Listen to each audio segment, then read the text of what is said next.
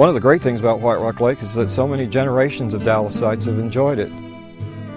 White Rock Lake came about as a result of a water supply problem.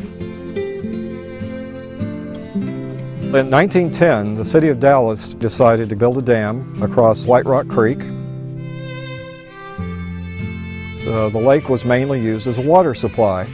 One of the first recreational uses to which the lake was put was fishing. And then, of course, in the 1920s, sailboating came into vogue.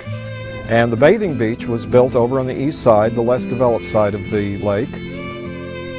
The group that we have to thank for a lot of the existing structures and recreational facilities is the Civilian Conservation Corps.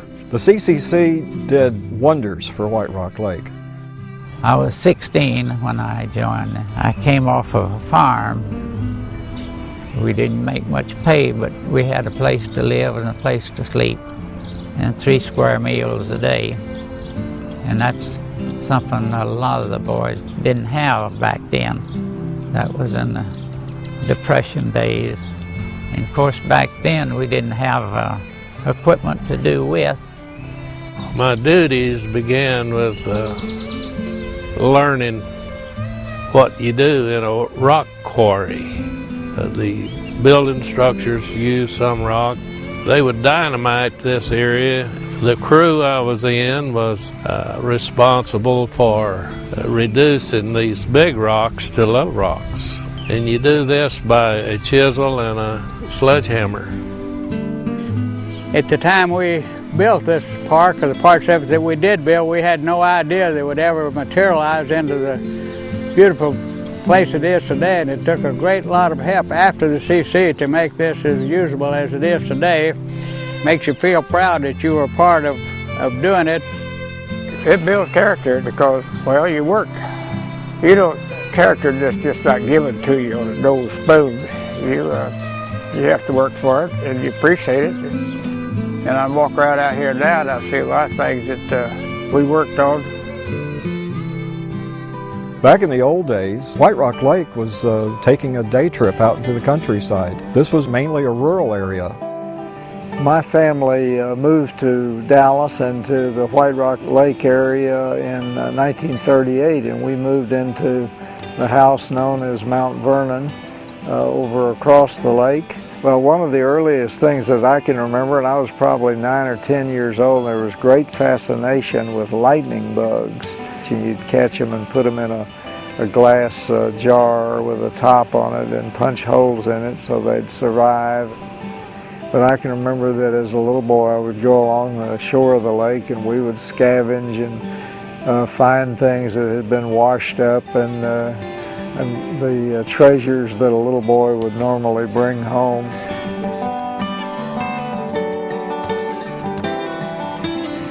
They took an old barge and fitted it out. People could hire out the Bonnie barge for a party of 100 people or 70 people. I don't even know how many it really held, but it was real spectacular at night. The last year that the bathing beach was open was 1952. In 1953, there was another drought, and because of it, White Rock Lake had to be put back into use as a water supply.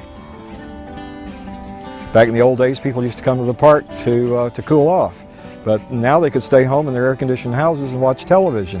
And so, by the 1960s, White Rock Lake was no longer as popular as it had been. Having grown up here, I can remember a lot of different things. I was born in the 50s, so I remember the terrible drought we had then. I remember turning on the water faucet and the water came out brown because we were having to use water from the Red River. And I remember how low the lake got because of the drought, and everything was very dry. Everything seems much greener now than when I was growing up. I remember the sailboats. My father, in fact, had a sailboat out here that he took us out on. It's an area that I find I have to be near. It's something that I find I keep coming back to, and I hope others feel that same way and can gain what I have from the lake. My grandfather used to come out here in the early days when fishing was first allowed.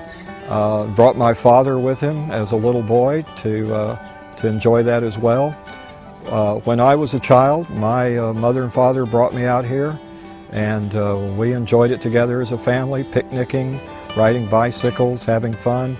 In the 1970s and 80s, after I had children of my own, I brought them out here too, and we continued to enjoy the lake as a family, doing pretty much the same things I had done as a child. And I think that's true of many families here in the Dallas area.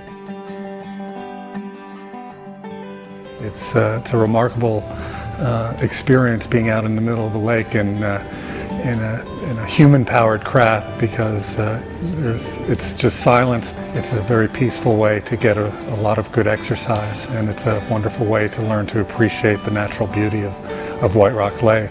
I come out here very often after work just to get rid of the stress, to enjoy the solitude of the lake.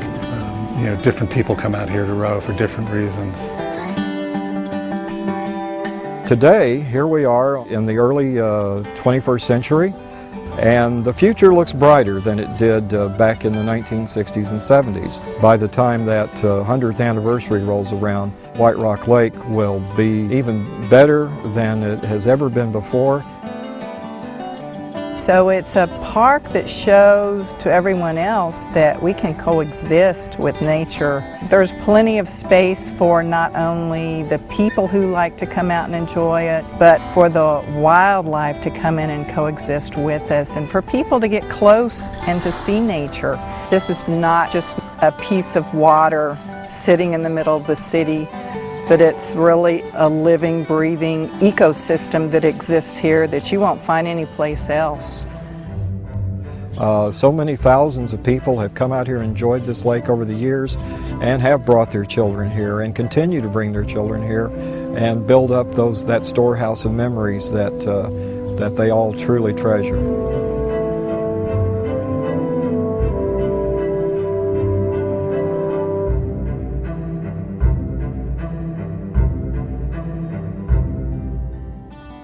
For the Love of the Lake is proud to be the presenting sponsor for the White Rock Lake Museum.